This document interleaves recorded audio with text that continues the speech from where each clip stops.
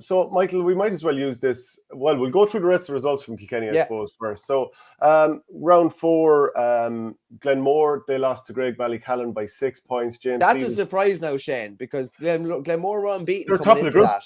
Yeah, And yeah. Greg Ballycallan were struggling, so that's definitely a surprise. I don't know if they were getting circumstances there, but that's definitely a surprise. And you said James Stevens had a 24 points to 21 victory over Aaron's Own. I think Conor Fogarty was up centre forward. It's his first game since the All-Ireland final because he broke a rib in that.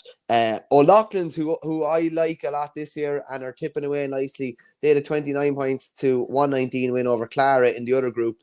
Dixborough beat Mullinavat by 4, as I said, and Danesfort minus Richie Hogan, who has a hamstring injury, were beaten by Tullaroan.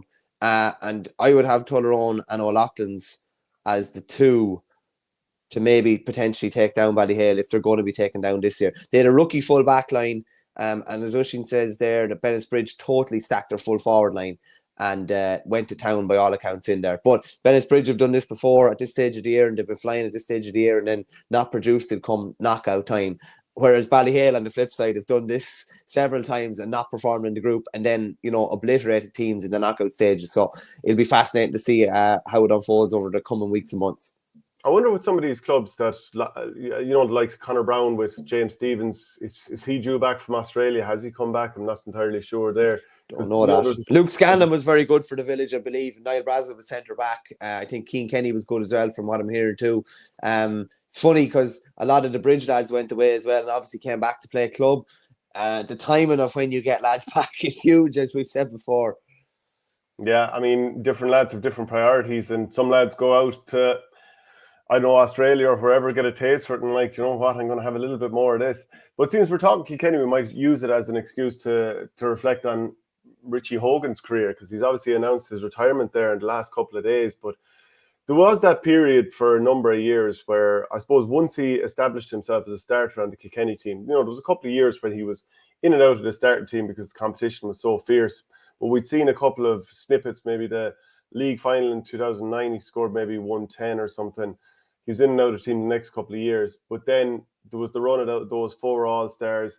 There was some huge games where he was just defining for Kilkenny. And I always remember the game against Waterford in, was it 2015, when he wasn't supposed to play. I think his back had kept him out, but he managed to, like, even on the Friday, he was due not to play, but he still ended up having a brilliant performance, scored something like 5 from play maybe.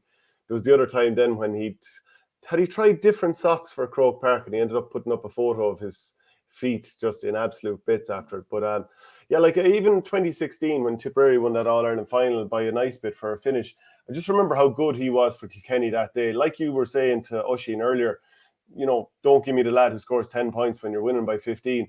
Give me the lad who's, getting it done when you're under awful pressure. And that day against Tipperary, I thought that was a really excellent performance when Kilkenny were struggling. Yeah, during that spell, he was nearly unmarkable. Remember he came on at half time, I think, in the Leinster final and turned it around. I think he scored against 5 Galway, points. Yeah, like he was brilliant. I actually marked him on his debut in 08, would you believe? He ran me around. Yeah, I actually did. I was holding him on the ground for most of the game, to be honest with you. But he went off after 60 minutes, and who came on to make his debut? TJ. So the two of them made their debut in the same game, both Mark and me. So if it's the only accolade I ever have in my and what did they score between them?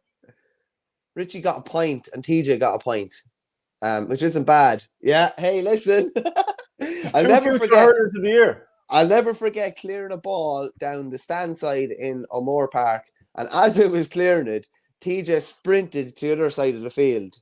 And the ball, 5 or 6 seconds later, ended up in his hand and over the bar. Like, it was unbelievable. That's a sickener, isn't it? Yeah, it's an absolute sickener. Someone wasn't covering for me. But or did you hit an unsympathetic ball down the field? I'd say most balls were unsympathetic back in the day, to be honest. I would have had a fair kind of affinity with Richie down through the years. I marked him in a schools game under 16, and then I marked him in a minor game where he made an absolute clown out of me. He was staring down at me 30 yards out, and he threw the big dummy hand pass to the right, and I bought it hook, line and sinker, took the hot dog, ended up about 40 yards over here, as did our goalie, by the way. Went to the other side of the post and he just tapped the ball into the net. And I carried that one with me for a while, and we played them in the college's final, Leinster final, the year after, and I was sick in the week leading into it, and needless to say, I was built up to play the game. I was built up. I had some, plenty of medicine in me, and he was after scoring 1-3, so I did it far too late. But he was soloing through, and the ball just came out of his hand, and like I ran through him, like it was bad tackle. I was on a yellow at this stage. Definitely should have got a red, and somehow my mother heard a lot of abuse from the stands towards me that day. But he had actually ended up in hospital that day, and it was a woeful slap that he got. And then I ended up marking him on his debut, which was kind of mad as well. But you could always see it was well flagged from years out, the talent that he had and what he could do. And like his ability to strike in very, very confined spaces was unbelievable. Like some of the points that he's gotten, and particularly off his left, a lot of his best scores were off his left. If he found a yard anywhere around his left, he was just deadly. Yeah, and that goal he scored against Galway a couple of years ago when he came in, robbed the keeper, flicked it up. That's as good a goal as you will ever see, like, isn't it? Like, that is as good a goal as you'll ever see. Your buddy from Burr, Andrew Sullivan, how many frees did you give away? So Max one, but I don't think any, actually. Funny, like, I'll be straight with you. A lot of the time, I just jumped on him and dragged him to the ground. That the rule was kind of brought in not long after that. If you pull someone to the ground, it's a yellow card. And I genuinely think it was on the back of that.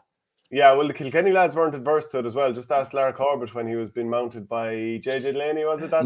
Mounted is a good word, yeah. Yeah, Verney, the glory years, pocketed Hogan and TJ, says River Power. Just didn't pocket the money, I can tell you that. 36 and counting. The winning score in the league final and third, a sideline from TJ to Hogan and back was class. Yeah, there was that coming of age. That was coming of age. There was that period where the two boys, that was 2014. The two boys started doing this thing for a while. Where no, that was 09, Shane. That was 09, was it? Oh wait, no, sorry, no, you're right. I'm thinking, yeah, you're 14. You're right. It happened a couple of times that day where the little chip into the hand, passed it back. Oh, it was lovely stuff. Now it was sickening to be on the wrong end of it because it was against Tipperary. The smell of Bull SH1 team coming out of you. Check the records. Check the match report. But I will say as well, that 09 league final that you talked about, Henry got sent off that day and Richie ended up on the freeze. Yeah, wasn't it the yellow card where you had to be substituted? That absolute nonsense of a rule. And Richie ended up at 110. But kind of like TJ as well, even though he scored that goal, and your brother Paddy won't thank me bringing it up in 11, where he was so close to making one of the greatest flicks of all time, and the ball ended up in the back of net. But Richie was a couple of years, really cementing his place. TJ was probably a couple of years longer. But I think there's always a sense of regret with Richie because, and Richie Power probably as well, are the two big regrets that Richie's Power obviously had to call time in his career probably 3 to 4 years early, but Richie Hogan's best years were taken away from him due to injury, and Kilkenny would potentially have another All-Ireland had that not happened. But even his career, he could have 2 to 3 more All-Stars. I know that you could say that doesn't really matter, but imagine how much longer even the highlight reel would have been if he hadn't been scuppered so badly. And his perseverance in recent years, I honestly don't know how he did it. I've been injured, as you have at different stages. I've probably had more long-term injuries than you. Like, it's heartbreaking. It's heartbreaking. And it's so hard to keep your shoulder to wheel and keep going and going and going. And I was listening to an interview with him on Saturday. He was literally saying he always believed, and it was always a case if he get himself fit for that couple of weeks, he always felt the ability was there.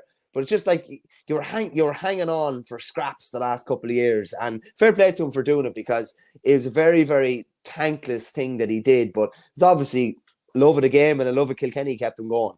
Yeah, I honestly don't know how you'd keep that going.